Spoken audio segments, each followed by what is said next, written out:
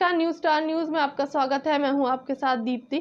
आइए रुक करते हैं आज की कुछ खास खबरों के साथ। दमोह में उमा मिस्त्री की तलैया पर आयोजित चुनावी सभा को संबोधित करने पहुंचे मुख्यमंत्री शिवराज सिंह चौहान का जमकर हुआ विरोध। दमोह के डीजे और टेंट हाउस एसोसिएशन व्यापारियों ने दिखाई मुख्यमंत्री शिवराज सिंह चौहान को तख्तियों में लिखा था कि चुनाव में नहीं है कोरोना, शादी विवाह में नहीं है कोरोना, चुनाव का बहिष्कार, पेड़ पर नहीं मार रहा है लात स्लोगन के साथ मुख्यमंत्री के काफिले के सामने किया विरोध प्रदर्शन।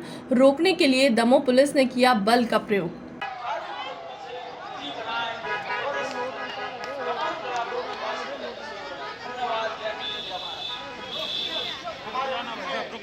विधायक आरिफ मसूद ने दमोह में चुनावी जनसभा को संबोधित करते हुए कहा कि दमोह के मतदाता साथियों, आप किसी भी पार्टी के समर्थक हो, लेकिन इन सबसे ऊपर एक बात आपको याद रखना है कि आप देश, संविधान और लोकतंत्र के समर्थक हैं।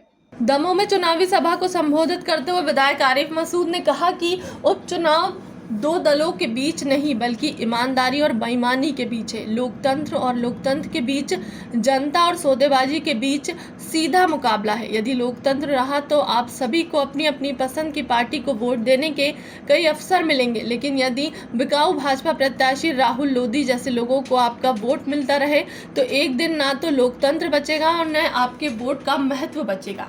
इसलिए इस बार आप भूल जाइए कि आप किसी दल के समर्थक हैं। आप खुद को लोकतंत्र और संविधान का समर्थक मानकर भाजपा के राहुल लोधी को हराने के लिए कांग्रेस पार्टी के अजय टंडन को वोट दीजिए। आपने राहुल लोधी जैसे दगाबाज और बिकाऊ नेताओं को सबक सिखा दिया है तो भविष्य में कभी भी कोई अपने वोट को बेचने का दुस्साहस नहीं करेगा। यह याद रखिए, चुनाव ईमानदारी, राजनीति को ताकत देने का चुनाव है या चुनाव लोकतंत्र को संजीवनी देने का चुनाव है।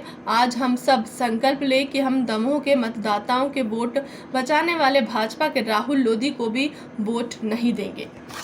दमोह को इतिहास बनाने का यह मौका मिल रहा है कि दमोह 17 तारीख को इस देश में इतिहास लिखने जा रहा है कि बिकाऊ के खिलाफ और लोकतंत्र और बाबा साहब के संविधान को बचाने के लिए दमोह हाथ के पंजे को दिखाकर भेजकर ये इतिहास लिखेगा कि दमोह ना इंसाफ करने वालों को बख्शता नहीं है।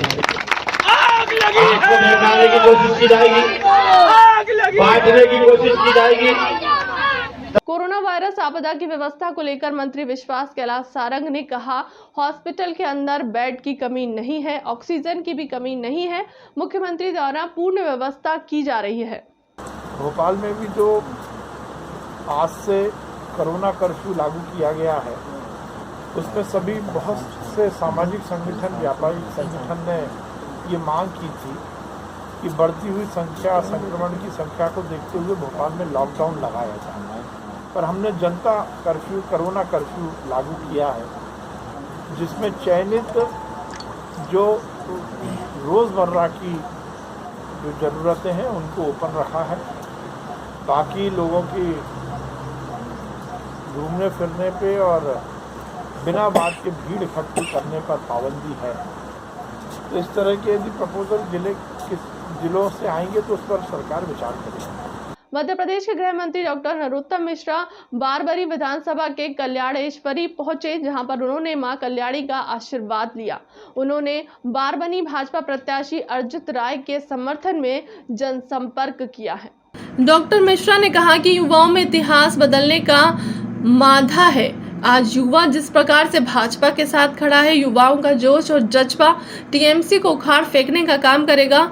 सोने पर सुहागा है कि बारबनी विधानसभा से भाजपा प्रत्याशी एक युवा है। लोगों का उत्साह देखकर एक बात तो तय है, भाजपा आने वाली है, टीएमसी जाने वाली है। डॉक्टर मिश्रा देश के 2 व्हील चेयर में से एक व्हील चेयर वाला व्यक्ति है जो जिला बांदा के अस्पताल में जांच कराते वक्त खड़ा हो गया है। अब दूसरी व्हील चेयर की बारी है जो हार के डर से बैठी है। 2 मई को अपना इस्तीफा देने के लिए खड़ी होगी। रायबंग जोन में युवाओं के बीच डॉक्टर नरोत्तम मिश्रा लगातार लोकप्रिय हो रहे हैं। उसका कारण सिर्फ और सिर्फ उनका ओजस्वी भाषण और कार्य करने की शैली है। उसी का नतीजा है कि आज रायबंग जोन में युवा लगातार भाजपा से जुड़ रहे हैं। फिलहाल के लिए अब तक की खबरों में इतना ही। देश दुनिया की तमाम बड़ी खबरों के लिए बने रहें हमारे चैनल के साथ। नमस्कार।